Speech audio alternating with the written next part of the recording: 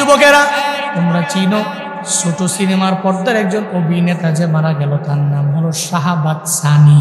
এই যে মারা গেল, তার সাথের যে বন্ধু ছিল, বন্ধু বলে গতকাল রাত 11টা বাজে চায়ের দোকানের মধ্যে গেলাম, হঠাৎ করে ওই চায়ের দোকানের মধ্যে বুক ব্যথায় জমিনে পড়ে গেল। তারে নিয়ে ঢাকা স্পেশালিস্টে যাওয়ার পরে এরপর ডক্টররা বলে সে নাই, সে মারা গেল। টকবগি ওই যুবক, বয়স অনেক বেশি এমন না, তোমাদের মতো বয়স। এই যে দুনিয়া থেকে বিদায় নিয়ে চলে গেল, মরণের বিন্দু মাত্র পরিমাণ গ্যারান্টি নাই রে বাপ। হায়াত এমনিতেই কম, এরপরেও জুয়ান পোলায় বলে আমার দাদার মতো বয়স হইলে এরপরে আমি নামাজের মধ্যে যাব, এরপরে আমি রোজা রাখবো, এরপরে আমি আমল করব। কিন্তু হায়াতের গ্যারান্টি তো তোর বাবায় দিতে পারবে না, দাদায় দিতে পারবে না, মৌতের বিন্দু মাত্র পরিমাণ গ্যারান্টি নাই। এই জন্য বুড়া হলে আমল করব, এই কথা জীবনেও সত্য, ভালো কথা হতে পারে না, ঠিক কিনা? হায়াতের কোনো গ্যারান্টি নেই। যে পরিমাণে পরিশ্রম আমরা এই বয়সে করি, আমার তো মনে হয় যে কোনো টাইমে আমার মরণ হয়ে যাবে। জুনায়েদ আল হাবিব বয়ান কইরা ঢাকায় ফিরতে পারবো, এই গ্যারান্টি আমার বাবায় দিতে পারবে না, ডাক্তার দিতে পারবে না, কবিরাজ দিতে পারবে না, পৃথিবীর কোনো ব্যক্তি আমার মরণের গ্যারান্টি দিতে পারবে না। কারণ মরণের গ্যারান্টি নাই।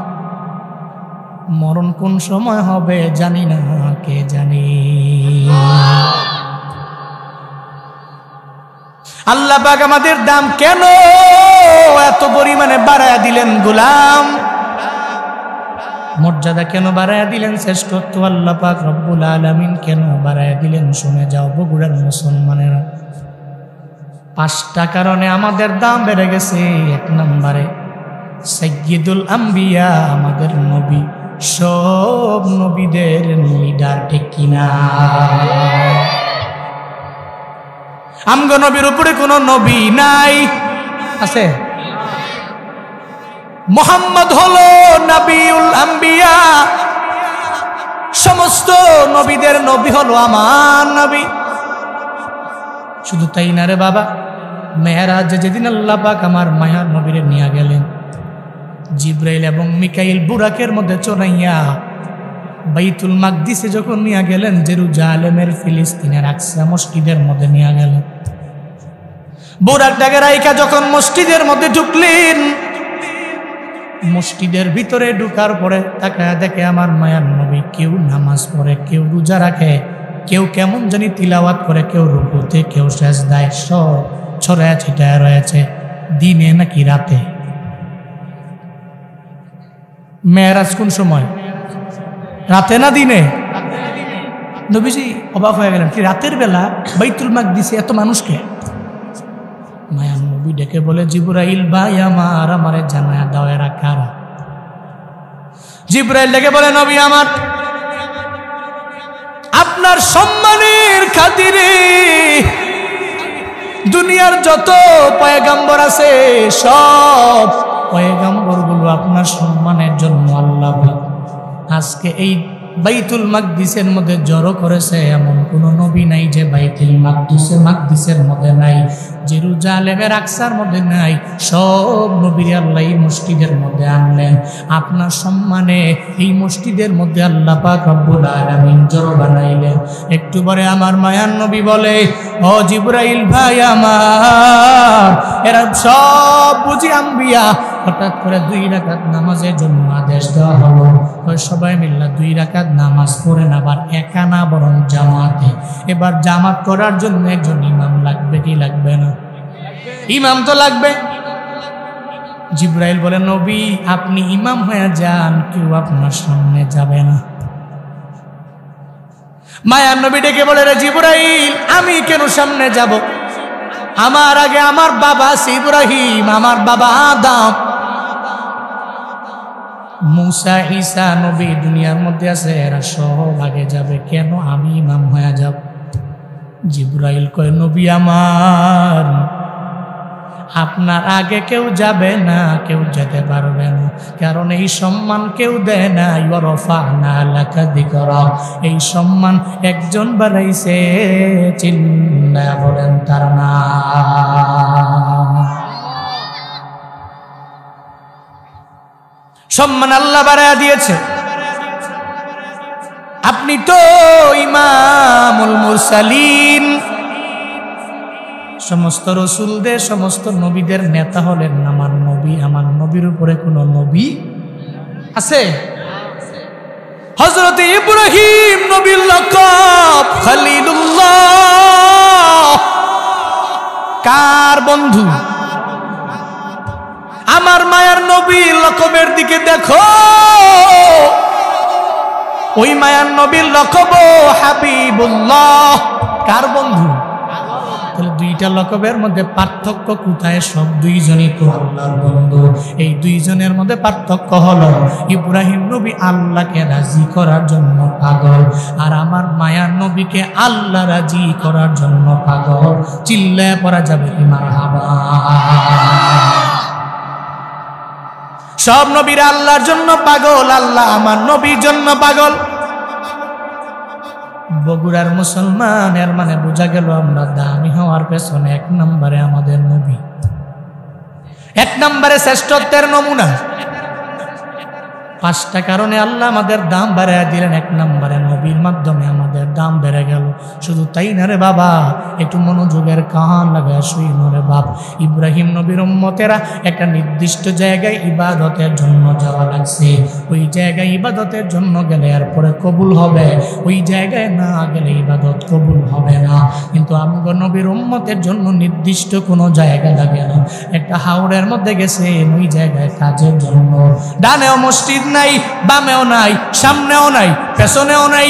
ওই জায়গায় যদি শুনেন জোহরের আজান, আপনি যদি আপনার কাদের গামছাটা জমিনের মধ্যে বিছাইয়া আল্লাহু আকবার বইলা যদি নামাজের মধ্যে দাঁড়ায়া যান, আমার মায়ার নবীর বদৌলতে আপনার নামাজ কবুল করে নিবে একজন। চিল্লায়া বলেন তার নাম। অন্যান্য নবীর উম্মতেরা নির্দিষ্ট একটা জায়গায় যাওয়া লাগে, আমগো নির্দিষ্ট নাই। যে কোনো জায়গা আমাদের জন্য আমার মায়ার নবীর আগমনের পরে ওই জায়গাটা আমাদের জন্য আল্লাহ পবিত্র বানায়া দিলেন। সিন্নি খাইলা কার দ্বারা মোল্লা চিনলা না, সিন্নি খাইলা কার দ্বারা মোল্লাই চিনলা না। নবীর মাধ্যমে কি পেয়েছো বগুড়ার মানুষ? নবীর মাধ্যমে কি পাইলা? নবীর মাধ্যমে কি পাইলা? আল্লাহ পাক আমার মায়া নবীর মাধ্যমে কি পরিমাণে দৌলত আমারে আপনারে সবাইরে দিয়ে দিলেন। রাহমাতুল লিল আলামিনের কারণে আমাদের দাম বাড়লো না কমলো? তাহলে আমরা শ্রেষ্ঠত্বের এক নম্বর কারণ হলো আমরা সাইয়্যিদুল আম্বিয়া পেলাম, এই কারণে আমরাও দামি। দুই নম্বরে সাইয়্যিদুল কুতুব, সমস্ত আসমানি কিতাবের নেতা হচ্ছে কোরআন। ওই কিতাবটা আমাদের আছে না নাই? শুধু তাই না, মান করো হারফাম মিন কিতাবিল্লাহ ফালাহু বিহি হাসানা ওয়াল হাসানাতু বিআশরি আমসালিহা লা আকুলু আলিফ লাম মিম হারফুন বাল আলিফুন হারফুন ওয়াল লামুন হারফুন ওয়া মিমুন হারফ। মদিনাওয়ালা নবী বলেন, আল্লাহর কিতাব কোরআন থেকে কেউ যদি একটা হরফ তিলাওয়াত করে, একটা হরফ তিলাওয়াতের বদৌলতে আল্লাহ তারে 10টা নেকি দিয়া দেয়। সুবহানাল্লাহ পড়বেন না?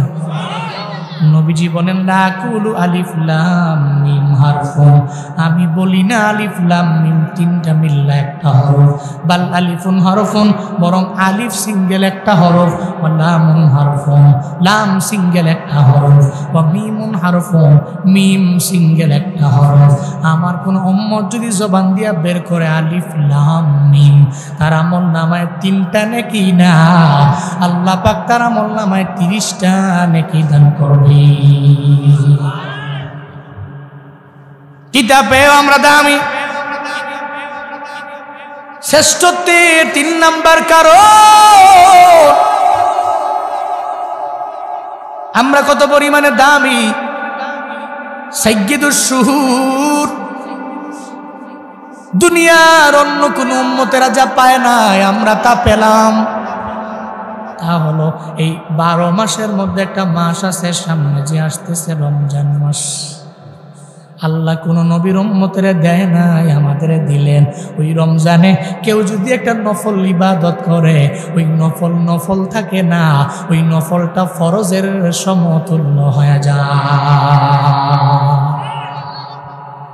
কেউ যদি 1 রাকাত নামাজ পড়ে 70 রাকাতের সওয়াব।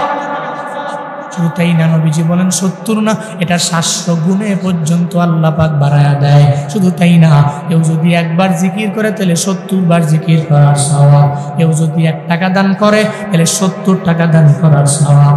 এমনকি নবীজি বলেন ইখলাসের দিক বিবেচনা করলে ওই বান্দা 70 থেকে লইয়া 700 গুণ পর্যন্ত আল্লাহ বাড়ায়া দেয়। সামনে রমজান, দামি 1 মাস আমাদের জন্য। যদি একটা নফল করি ফরজ হয়ে যাবে, একটা ফরজ 70টা ফরজের সমান হয়ে যাবে রে বান্দা। একটা পর্যায়ে যেই মুরিদের হাতের মধ্যে, যেই 2 মুরিদের হাতের মধ্যে মুরগি দিয়ে দিল, একজন মুরগি জবাই করে নিয়ে আসলো, আর একজন মুরগি জবাই না করে নিয়ে আসলো। একজনে জবাই করে নিয়ে আসলো আর একজনে আনে নাই। বুজুর্গ বলে, এই মুরিদ তুমি মুরগি জবাই করে কেমনে নিয়ে আসলা? কেউ কি তোমারে দেখে না? সঙ্গে সঙ্গে জানা দেয় বুজুর্গ আমার, রওনা হয়ে গেলাম আমি জঙ্গলের মধ্যে, গহীন জঙ্গলে। হঠাৎ আমি তাকায় দেখি আমার ডানে বামে মানুষ দেখা যায়।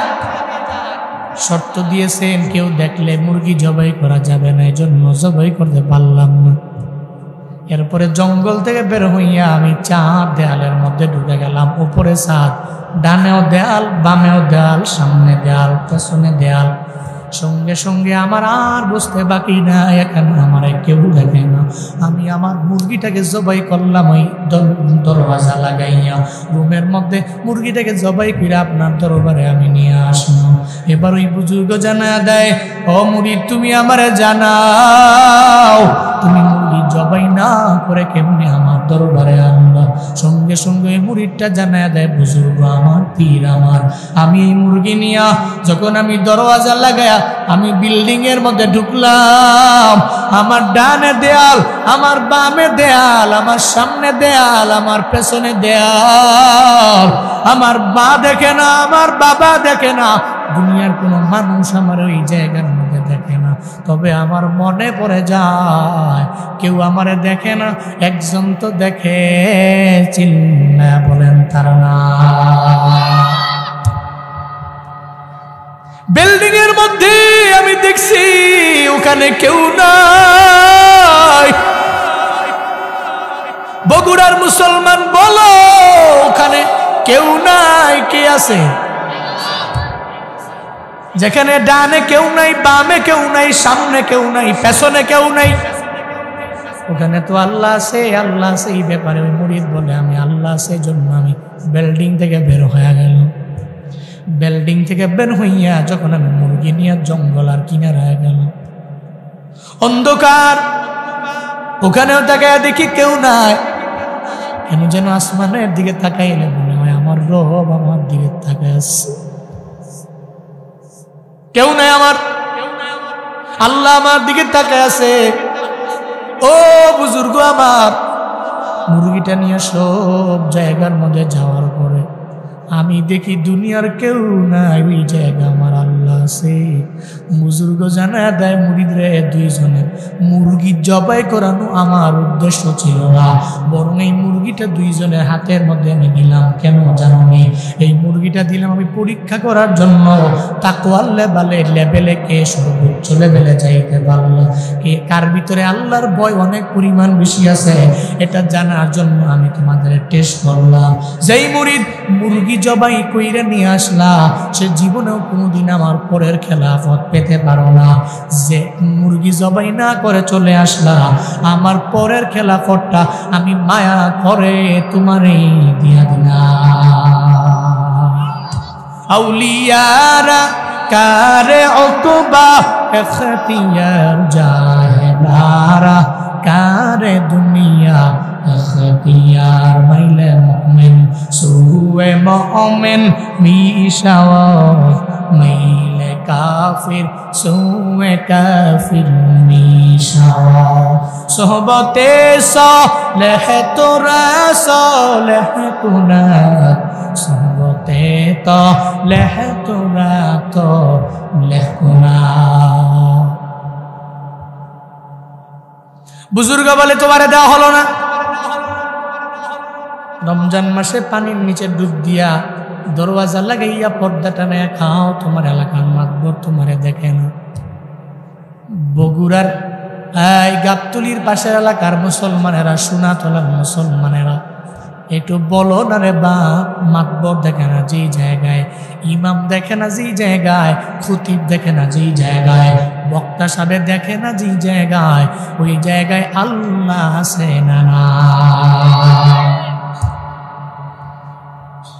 وهو معكم أينما كنتم والله بما تعملون بصير।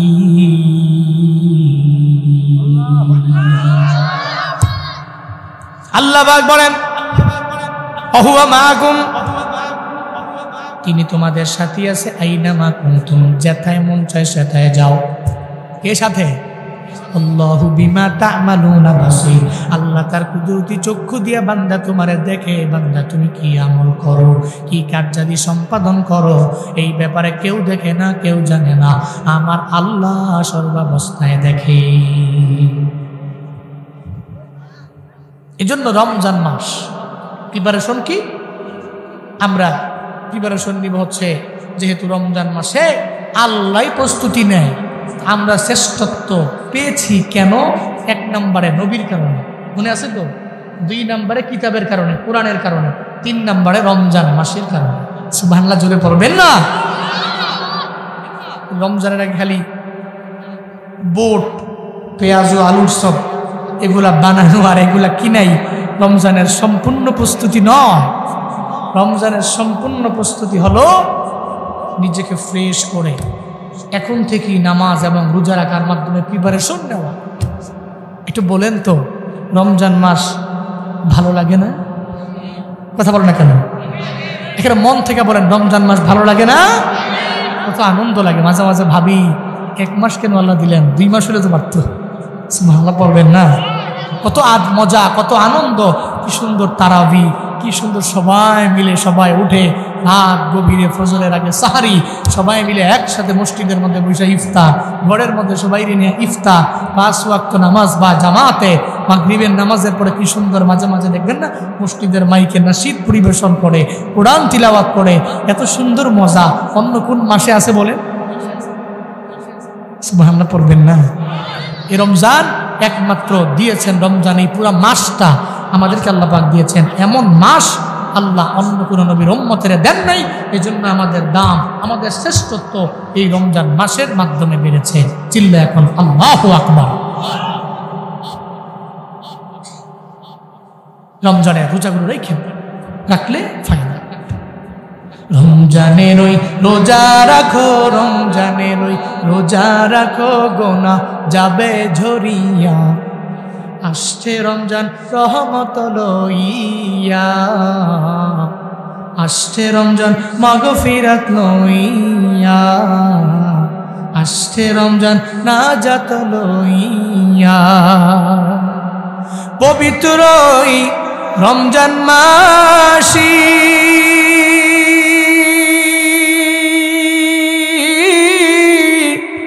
দিনের বেলা খাইলে খানায়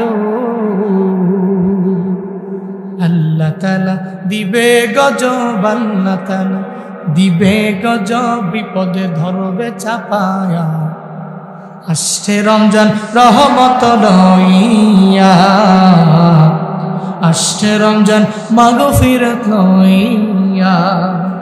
রমজানের ওই রোজা রাখো, রমজানের ওই রোজা রাখো, গোনা যাবে ঝরিয়া, আসছে রমজান রহমত লইয়া, আসছে রমজান মাগফিরাত লইয়া, আসছে রমজান নাজাত লইয়া। পবিত্র রমজান মাসি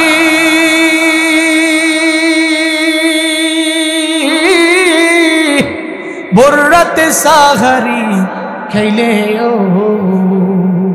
প্রতি লোকমায় দিবে সওয়াব, প্রতি লোকমায় দিবে সওয়াব আমল নামায় লিখিয়া। এলো রমজান রহমত লইয়া, আসছে রমজান মাগফিরাত লইয়া, আসছে রমজান নাজাত লইয়া। রমজানের রোজা রাখো, রমজানের রোজা রাখো, গুনাহ যাবে ঝরিয়া। আসছে রমজান রহমত লইয়া, আসছে রমজান মাগফিরাত লইয়া, আসছে রমজান নাজাত লইয়া। মারহাবা পড়বেন না? এই তোমরা কথা কাউকে হ্যাঁ বন্ধ যদ্দুর কইস কইস কইও না, সোনামণি তো বুঝছে না। হ্যাঁ নতুন নতুন, হ্যাঁ বুঝে না কোন মারহাবা, জোরে কোন মারহাবা। রমজান আমাদের জন্য শ্রেষ্ঠত্বের একটা আলামত। আমরা দামি হয়েছি তার কারণে। তিনটা গেল, আবার রিপিট করি। 1 নম্বরে নবীর কারণে আমরা দামি, 2 নম্বরে কিতাব কোরআনের কারণে আমরা দামি, 3 নম্বরে রমজান মাসের কারণে আমরা দামি। 4 নম্বর কেন দামি? 4 নম্বরে দামি হওয়ার কারণ হলো মায়ার নবী জানা দেয় এত দামি আমার উম্মতেরা আসছে সবার পরে যাবে জান্নাতে, সবার আগে এরা দামি। আল্লাহ বললেন এরা দামি জাত, বড় দামি জাত, বড় সম্মানী জাত। কেন এরা দামি? 4 নম্বর হলো ওই রমজান মাসের মধ্যে একটা দামি রাত আছে, সাইয়্যিদুল লায়ালি, সমস্ত রাতের লিডার। লাইলাতুল কদর মানে কদরের রাত আছে না নাই? আছে না নাই? ইন্না আনজালনাহু ফি লাইলাতিল কদরি ওয়া মা আদরাকা মা লাইলাতুল কদর। লাইলাতুল কদরি খায়রুম মিন আলফি শাহর। তানাজ্জালুল মালাইকাতু ওয়ার রূহু ফিহা বিইذনি রাব্বিহিম মিন কুল্লি আমর। সালামুন হিয়া হাত্তা মাতলাইল ফাজর। চিল্লায় পড়েন আল্লাহু আকবার। আরো জোরে আল্লাহু আকবার। আল্লাহ পাক বলেন রমজানের মধ্যে দামি রাত লাইলাতুল কদর। এই রাতের বেলা যদি কোনো বান্দা আমল করে ওই রাতটাকে তালাশ করে নিতে পারে, শুধুমাত্র 1 দিন না, 2 দিন না, 3 দিন না, মদিনাওয়ালা নবী জানায়া দেয়, আল্লাহ বলে লাইলাতুল কদরের রাতটাকে তালাশ করে কেউ যদি আমল করতে পারে, খায়রুম মিন আলফি শাহর, শুধু 1000 বছর না, 1000 বছর চাইতেও উত্তম রাত ওই রাতের ইবাদত। কেউ যদি 1 রাতে ইবাদত করতে পারে, 83 বছর 4 মাস ইবাদত করলে যেই সওয়াব, ওই সওয়াব বান্দার আমল নামায় কে দিবে? 83 বছর 4 মাস। 1000 বছরে আপনি ক্যালকুলেটর বসায়া করেন, 83 বছর 4 মাস। আল্লাহ পাক যে বললেন খায়রুম মিন আলফি শাহর, 1000 বছরের ইবাদতের চাইতেও উত্তম 1 রাতের ইবাদত। সুবহানাল্লাহ বিহামদিহি। 1000 মাসের চাইতেও উত্তম শুধুমাত্র 1 রাতের ইবাদত। তাহলে 1000 মাস কি? 83 বছর 4 মাস। এবার আসেন, বনি ইসরাইলের লোকেরা হায়াত পাইতো 1000 বছর। কয় বছর? 1000 বছর। আপনি আপনার জিন্দেগিতে 40 বছর ধরে হায়াত পাইছেন, সাবালেক হওয়ার পর থেকে প্রত্যেকটা রমজানে কদর পান নাই? তো হিসাব করেন, একটা কদর পাইলেই আপনার 83 বছরের কাফারা শেষ। এরকম যদি 20টা কদর পান, তাহলে বনি ইসরাইলের লোকেরা জীবনেও আমগুলোকে আমল করে পারবো? জীবনেও সম্ভব। এর মানে আমরা যে দামি, আমাদের সম্মান যে বেশি, আমাদের দাম যে বেশি, এর মানে 4 নম্বরে শ্রেষ্ঠত্বের নমুনা হলো আমাদের রমজান মাসে একটা রাত আছে, ওই রাতটা হচ্ছে কদরের রাত। ওই রাতটা অন্য কোনো নবীর উম্মতকে আল্লাহ পাক গেল 4 নম্বর। 5 নম্বর হলো সাইয়্যিদুল আইয়াম। আমাদের পুরা বছরের সবচেয়ে খুশির দিন কয়টা? ঈদুল ফিতর, ঈদুল আজহা। এই দুইটা দিন মুসলমানদের খুশির দিন, মুসলমানদের আনন্দের দিন। নাকি মুসলমানদের আনন্দের দিন হচ্ছে 31st ডে, 31st নাইট। মুসলমানদের আনন্দের দিন 14 ফেব্রুয়ারি, Valentine's day, kiss day, hug day. এটা মুসলমানদের আনন্দের দিন হতে পারে? মুসলমানদের একমাত্র আনন্দের দিন কয়টা? ঈদুল ফিতর, ঈদুল আজহা।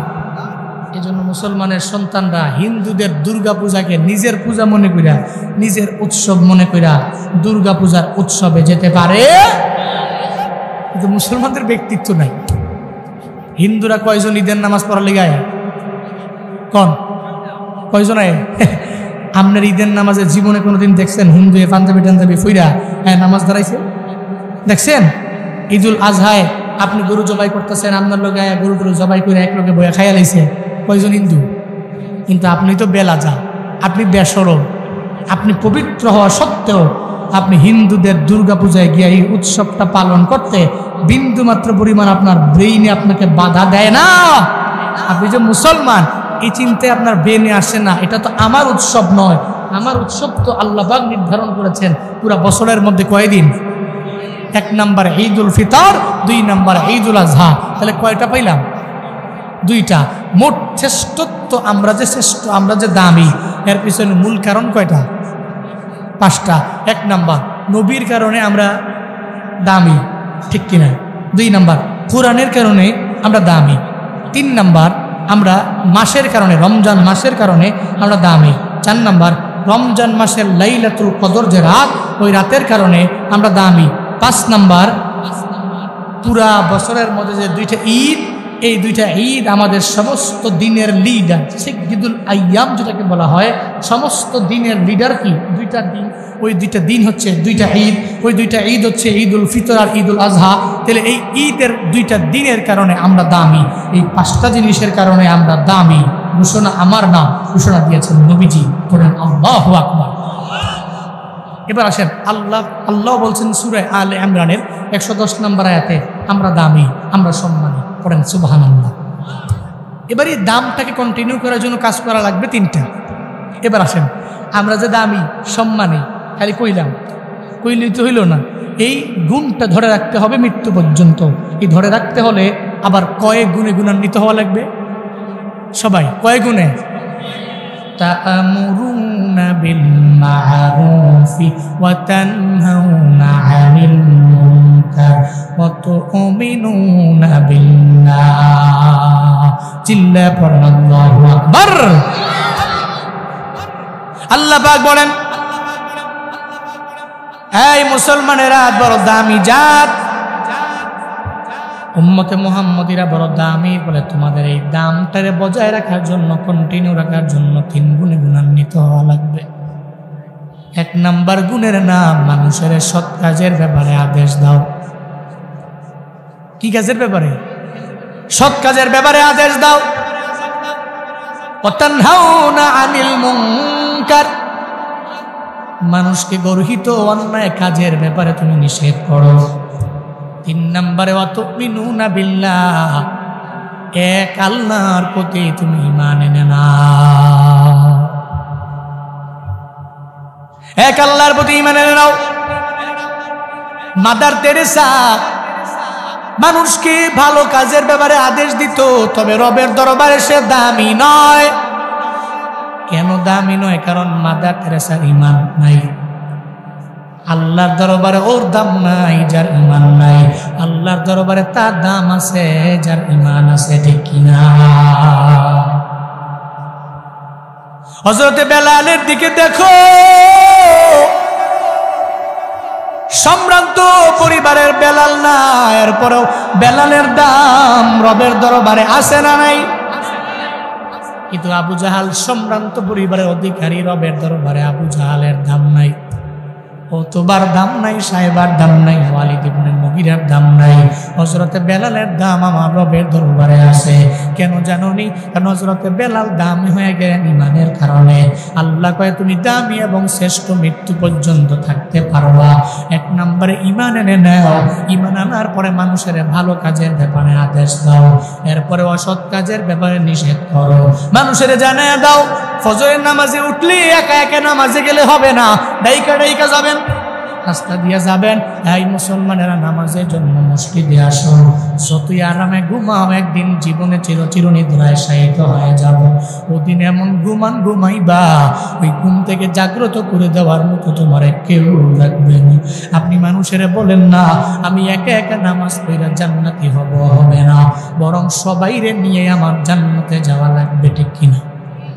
একা একা জান্নাতে গেলে হবে না, মানুষে ভালো কাজের ব্যাপারে আদেশ দিয়ে সবাইরে নিয়ে জান্নাতে যাওয়া লাগবে। আল্লাহ আমাদের সবাইকে শুধু দুনিয়াতেই বাংলাদেশের মধ্যে একসাথে না, জান্নাতের মধ্যেও একসাথে থাকা তৌফিক দান করেন পড়েন আমিন। তাহলে একা জান্নাতে যাওয়া হবে না, খালি একা একা যাবেন হবে না, বরং সবাইরে নিয়েই যাওয়া লাগবে। কুল্লুকুম রাঈন ওয়া কুল্লুকুম মাসউলুন আন রাইয়াতিহি। নবীজি বলছেন তোমরা প্রত্যেকেই রক্ষক, তোমাদের অধীনস্থদের ব্যাপারে হাসরের ময়দানে তোমাদের প্রত্যেককে জিজ্ঞেস করা হবে। বুঝছেন? তোমরা সবাই কি রক্ষক। আল ইমাম রাঈন, ইমাম সাহেব একজন রক্ষক। ইমাম সাহেবকে হাসরের ময়দানে জিজ্ঞেস করা হবে তার মহল্লার সমস্ত ব্যক্তিদের ব্যাপারে যে আপনি ইমাম সাহেব, আপনি আপনার খুতবা দিতে যেয়ে মানুষকে নামাজের ব্যাপারে দাওয়াত দিছেন কি দেন নাই, রোজার ব্যাপারে বলছেন কি বলেন নাই, নেক আমল করার ব্যাপারে বলছেন কি বলেন নাই, সৎ কাজের আদেশ দিছেন কি দেন নাই, অসৎ কাজের থেকে নিষেধ করছেন কি করেন নাই, এই ব্যাপারে ইমাম সাহেবকে হাসরের ময়দানে জিজ্ঞেস করা হবে। মেম্বারকে জিজ্ঞেস করা হবে তার ওয়ার্ড সম্পর্কে, ইউনিয়নের চেয়ারম্যানকে জিজ্ঞেস করা হবে তার ইউনিয়ন সম্পর্কে, মেম্বার অফ পার্লামেন্টকে তার উপজেলা এবং থানা সম্পর্কে জিজ্ঞেস করা হবে, প্রত্যেকটা মন্ত্রীকে জিজ্ঞেস করা হবে, বাংলাদেশের প্রাইম মিনিস্টার যিনি পুরো বাংলাদেশের ব্যাপারে সে জিজ্ঞাসিত হবে। এই জন্যই তো যারা চালাক এরা নেতা হইতে চায় না, কারণ নেতা হইলেই আল্লাহর কাছে হিসাব দেওয়ার ভয়টা অনেক পরিমাণে বেশি, ঠিক কিনা? একমাত্র বোকারাই নেতৃত্বের জন্য পাগল হয়ে যায়, খালি আমার নেতা বানা টেহাটুয়া খরচ নেতা হই খালি, কিন্তু এতটুকু বুঝে না নেতা হইলে তো ঝামেলা আছে। হযরতে ওমর ফারুক রাদিয়াল্লাহু আনহু আমার নবীর সাহাবী, এমন কোন বান্দা নাই জানে না ওনার নামে, ওনার ব্যাপারে জানে না কেউ নাই। হযরতে ওমর ফারুক আজম বারবার রবের দরবারে বলতেন আল্লাহ গো, অর্ধ জাহানের বাদশা তুমি আমারে বানাইলা, আমি ওমর হাসরের ময়দানে যদি কোনো ব্যক্তি আমার সামনে দাঁড়ায় যায় আর যদি বলে ওমর আমার বাদশা ছিল, খলিফা ছিল, প্রতিনিধি ছিল, ওমর আমারে পরিপূর্ণ বুঝায় দেয় নাই, আল্লাহর কাছে যদি বলে রে হিসাব দিয়া আমি ওমরের জান্নাতে যাওয়া সম্ভব হবে না। হযরত ওমর এত পরিমাণে দামি হওয়ার পরেও, জান্নাতি হয়ে যাওয়ার পরেও, এরপরেও বারবার চোখের পানি ফালাইয়া রবের দরবারে কান্না করলেন। বগুড়া এলাকার মুসলমান, এর মানে বোঝা গেল নেতৃত্ব পায়া গেলে অনেক দামি এমন না, নেতা হইতে পারলেই দামি না, নেতা হইতে পারলেই রবের দরবারে সম্মানী না, বরং নেতা হওয়ার পরে সবার ব্যাপারে খেয়াল রাখা লাগবে। হাসরের ময়দানে নেতারাও জিজ্ঞাসা করবে তার অধীনস্থদের ব্যাপারে, নেতারা জিজ্ঞাসা করা হবে প্রজার ব্যাপারে। একা একা জান্নাতে গেলে হবে না, সবাইরে নিয়ে যাও। আবার একা জাহান্নামে কেন যাবো, বরং সবাইরে নিয়ে জাহান্নামে যাও। আমরা একা একা জান্নাতে যাব না, একা জাহান্নামে যাব না, বরং একা জান্নাতে না সবাইরে নিয়ে জান্নাতে যেতে চাই। কারা কারা? দুইটা হাত তুলে আল্লাহকে দেখা। আল্লাহ সবাইরে নিয়ে জান্নাতে যাওয়ার তৌফিক দান করেন, পড়েন আমিন। এজন্য সৎ কাজের আদেশ দেওয়া, অসৎ কাজ থেকে বাধা প্রদান করা, আল্লাহর প্রতি ঈমান আনা, ইতিটা গুণ শ্রেষ্ঠত্ব হওয়ার আলামত।